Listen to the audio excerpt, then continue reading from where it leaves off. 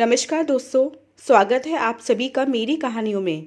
मैं हूं शिखा और एक बार फिर से आपके लिए लेकर आई हूं एक नई कहानी और उम्मीद करती हूं कि ये कहानी भी बाकी कहानियों की तरह आपको बेहद पसंद आएगी और आप पहले की तरह अपना प्यार और सपोर्ट मेरी वीडियोस पर बनाए रखेंगे।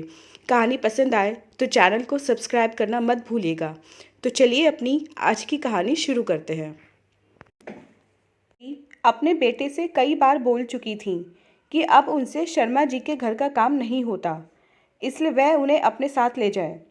इस बार भी जब बेटे से बात हुई तो बेटा बोला, मैं भी क्या करूं? मेरी कमाई ज़्यादा नहीं है।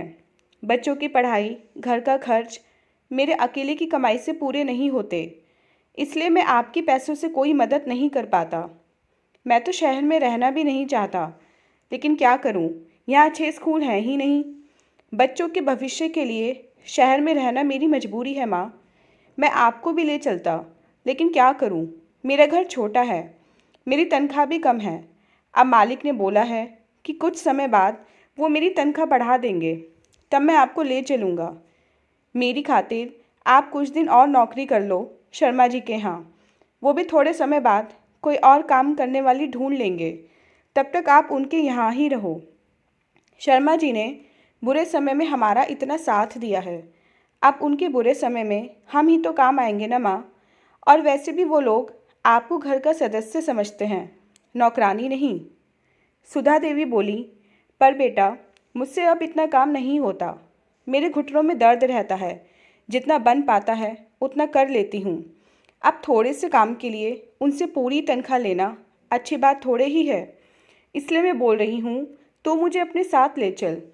मैं चली गई तो वो किसी न किसी को रख ही लेंगे। सुनते ही उनका बेटा रवि गुस्से में बोला, ओफो माँ, आपको एक बात समझ में नहीं आती क्या? मैं कुछ महीनों बाद आकर आपको ले जाऊंगा, तब तक शर्मा जी के यहाँ ही काम करती रहो। अपने बेटे का ये रूप देखकर सुधा जी स्तब्ध रह गई। उन्हें समझ ही नहीं आ रहा था कि उन्होंने ऐसा क्या कह दिया जो उनका बेटा इतना गुस्सा हो रहा है। वो आज तक काम करके अपना और अपने परिवार का भरण पोषण करती आई थी, सारी तनख्वाह भी बेटे को ही दे देती थी, लेकिन अब उनकी तबीयत ठीक नहीं रहती थी, इसलिए उन्होंने उसे साथ चलने को कह दिया। लेकिन वो इतना गुस्सा आखिर किस बात पर हुआ? तभी वहाँ मिसेस शर्मा आ जाती हैं और रवि से बोलती हैं, रवि, अपनी माँ पर ऐसे क्यों चिल्ला रहे हो? अपनी माँ से क्या ऐसे बात करते हैं? मिसेस शर्मा को सामने देखकर रवि घबरा गया। उसे लगा कि कहीं मिसेस शर्मा उसकी चाल पहचान न गई हो, तो बात बदलते हुए बोला, अच्छा हुआ ताई जी आप यहीं आ गई, मैं आपके पास ही आने वाला था। देखिए ना, माँ अपना बिल्कुल ध्यान नहीं रखती, उनके घुटनों में इतना दर्द रहता है, लेकिन समय से बिल्कुल दवाइयाँ नहीं लेती। अब आप ही समझाइए इन्हें। रवि ने एक अच्छे बेटे होने का दिखावा करते हुए कहा। उसकी बात सुनकर मिसेस शर्मा भी बोली, हाँ रवि, ये बात तो तुम सही कह रहे हो। सुधा बहन अपनी सेहत का बिल्कुल ध्यान नहीं रखती। सुधा जी आश्चर्यचकित होकर रवि का मुंह देखने लगती हैं कि रवि ने तो उनसे दवाइयों के बारे में कुछ भी नहीं कहा, वह तो उनको यही काम करने के लिए चिल्ला रहा था। रवि अपनी माँ की नज़रें पहचान गया था। मिसेस शर्मा को उसकी माँ सच बात न बता दें, इसलिए बात बदलने के लिए फिर बोला, अब देखिए ना ताई जी, मैं माँ से कितना बोल रहा हूँ कि मेरे साथ शहर चलो, लेकिन वो कह रही हैं कि उनका मन आप लोगों को छोड़कर जाने का नहीं है। तो मैंने कहा कि ठीक है मत चलो, पर कम से कम अपनी सेहत का तो ध्यान रखो। तो कहने लगी कि तू ज़्यादा चिंता मत कर, मेरे मालिक मालकिन मेरा बहुत ध्यान रखते हैं। बस ताई जी, मुझे थोड़ा बुरा लगा कि माँ मुझे पराया समझती हैं और इसलिए मेरी आवाज़ थोड़ी तेज हो गई। अरे सुधा बहन, तुम्हें तो खुश होना चाहिए कि तुम्हारा बेटा तुम्हारा इतना ध्यान रखता है, अपने साथ ज़बरदस्ती ले जा रहा है, वरना आजकल के बच्चे तो बूढ़े माँ बाप को पूछते भी नहीं कि कहाँ पढ़े हैं और कहाँ नहीं। और एक तेरा बेटा है जो हर दूसरे महीने तुमसे मिलने आता रहता है, तुम्हें तो खुशी खुशी उसके साथ चले जाना चाहिए, और तुम जाने को मना कर रही हो तो गुस्सा तो आएगा ही। मिसेस शर्मा ने मुस्कुराते हुए कहा। उनकी बातें सुनकर रवि घबरा गया कि कहीं उसकी चाल उल्टी न पड़ जाए और माँ मिसेस शर्मा के सामने ही अपना सामान न बांधने लगे। तब तो बड़ी मुश्किल खड़ी हो जाएगी। उसके घर में कलह मच जाएगी, क्योंकि आते समय उसकी पत्नी ने उसे धमकाते हुए कहा था कि अगर वो माँ को अपने साथ लेकर आया तो वो अपने मायके चली जाएगी। बूढ़ी माँ के लिए रवि अपनी पत्नी को नाराज़ नहीं कर सकता था। वैसे भी उसे अपनी माँ से कोई खास लगाव भी नहीं था। वो तो बस यहाँ उनकी तनख्वाह लेने आता था। उसने तो माँ के सामने झूठा दिखावा कर रखा था कि उसकी तनख्वाह कम है तो घर चलाने में मुश्किल आती है, इसलिए वो मजबूरी में माँ के आगे हाथ फैलाता है। सुधा जी भी बेटे के प्यार में अंधी होकर अपनी पूरी तनख्वाह उसे दे देती थी, क्योंकि उनका तो कोई खर्चा था ही नहीं। मिसेस शर्मा के यहाँ से उनको खाने, पहनने, रहने और दवाई मिल जाती थी। उनकी पूरी तनख्वाह बच जाती थी। रवि ने ये बात जान ली थी कि अगर वो माँ के सामने अपनी मजबूरियों का रोना रोएगा तो वो उसे पैसे दे देंगी। रवि को बस अपनी माँ के पैसों से मतलब था। पैसे मिलने के बाद उसकी माँ मरे या जिए, इस बात से उसे कोई मतलब नहीं था। रवि ने तुरंत चापलूसी भरे लहजे में कहा, ताई जी, मुझे माँ पर नाराज़ नहीं होना चाहिए था। वो सही कह रही हैं। यहाँ इतने बड़े घर में उनका आप लोगों के साथ मन लगा रहता है। वहाँ एक कमरे के छोटे से घर में माँ का मन नहीं लगेगा। मैं माँ की बात समझ ही नहीं सका। माँ, मुझे माफ़ कर दो। मैं आज के बाद तुम्हें अपने साथ चलने को नहीं कहूँगा। बहुत जल्दी मेरा प्रमोशन हो जाएगा, फिर मैं बड़ा घर ले लूँगा और आपको यहाँ से ले जाऊँगा। तब तक आप आराम से यहीं रहो। उधर सुधा जी को समझ नहीं आ रहा था कि रवि झूठ क्यों बोल रहा है। उन्होंने तो उसके साथ जाने को मना नहीं किया, उल्टा जब उन्होंने जाने को बोला तो उन पर चिल्लाने लगा और अब मालकिन के सामने ऐसे जता रहा है जैसे मेरा ही जाने का मन नहीं है। कहीं ऐसा तो नहीं कि मेरा बेटा मुझे अपने साथ ले जाना ही नहीं चाहता, मुझे बहला रहा है। क्या उसे बस मेरे पैसों से मतलब है? लेकिन तभी उनके मन ने कहा कि नहीं नहीं, ऐसे नहीं हो सकता। मेरा बेटा तो मेरा बहुत ध्यान रखता है। ठीक ही तो कह रहा है। उसकी तनख्वाह है ही कितनी? ऊपर से मैं भी वहीं चली जाऊंगी तो उस पर दोहरी मार पड़ जाएगी। मेरी तनख्वाह भी नहीं मिलेगी और ऊपर से मेरा खर्च भी बढ़ जाएगा। रवि वहाँ तो मुझे काम करने देगा ही नहीं। मुझे उसकी बात को समझना चाहिए, उसकी मदद करनी चाहिए।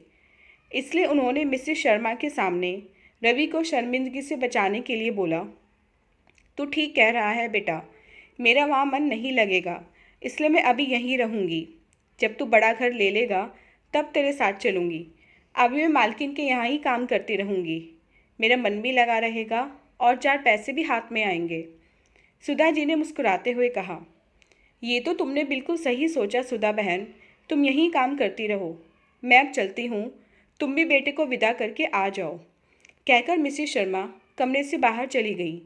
उनके जाते ही रवि माँ के सामने हाथ जोड़कर बैठ गया और बोला, धन्यवाद माँ, आज तुमने मुझे ताई जी के सामने शर्मिंदा होने से बचा लिया। मैं तुमसे वादा करता हूँ कि बहुत जल्द मैं तुम्हें यहाँ से ले जाऊँगा। माँ, एक और बात कहनी थी आपसे, लेकिन समझ नहीं आ रहा कि कैसे कहूँ। अरे, शर्मा क्यों रहा है, बोल ना। माँ, अब 1 साल तक मुझे छुट्टी नहीं मिलेगी, क्योंकि मुझे दिन रात मेहनत करके तरक्की करनी है। तो मैं तुमसे तुम्हारी तनख्वाह लेने भी नहीं आ पाऊँगा। तो क्या तुम शर्मा जी को बोलकर मेरे अकाउंट में अपनी तनख्वाह डलवा दिया करोगी? रवि ने बहुत भोलेपन से पूछा। उसकी आंखों में बेईमानी की चमक सुधा जी को नज़र ही नहीं आई। वो मुस्कुराकर बोली, अरे, तो इसमें इतना संकोच क्यों कर रहा था? मैं मालिक को बोलकर तेरे अकाउंट में पैसे डलवा दूंगी। सुधा जी अपने बेटे की चालाकी समझ ही नहीं पाई। रवि शहर जाकर अपनी पत्नी को सारी बात बताता है कि अब तो माँ के पास जाकर उनसे तनख्वाह लाने का झंझट भी खत्म। अब तो बैठे बिठाए यहीं रुपये मिल जाया करेंगे। दूसरी तरफ सुधा जी मिसेस शर्मा के घर में ज़्यादा से ज़्यादा काम करती रहीं, जिससे बेटे को ज़्यादा पैसा भेजा जा सके। लेकिन भगवान के घर देर है, अंधेर नहीं। मिसेस शर्मा का बेटा अनूप शहर में रवि के घर के पास ही रहता था। एक बार वो घर आया हुआ था तो ऐसे ही जिक्र चल पड़ा कि रवि अभी बहुत छोटे से कमरे में रहता है। 1 साल बाद तरक्की हो जाएगी तो वो सुधा बहन को अपने साथ ही ले जाएगा। अपनी माँ की बात सुनकर अनूप चौंक पड़ता है और बोलता है, माँ, आपको किसने बताया कि रवि छोटे से कमरे में रहता है और उसकी तनख्वाह भी कम है? बेटा, 3 महीने पहले ही रवि आया था और तब खुद ये सब हमें बताकर गया है। माँ, रवि ने आप सबसे झूठ बोला है। वह शहर में 3 कमरों के घर में रहता है। उसकी नौकरी और तनख्वाह दोनों अच्छी हैं। और सबसे बड़ी बात, रवि की सास भी उसके साथ ही रहती हैं। तो जब रवि अपनी सास को अपने साथ रख सकता है तो अपनी माँ को क्यों नहीं? और उसके पास कार और नौकर भी है। ये सब सुनकर मिसेस शर्मा का मुंह गुस्से से लाल हो जाता है, जबकि सुधा जी की आंखों से आंसू बहने लगते हैं।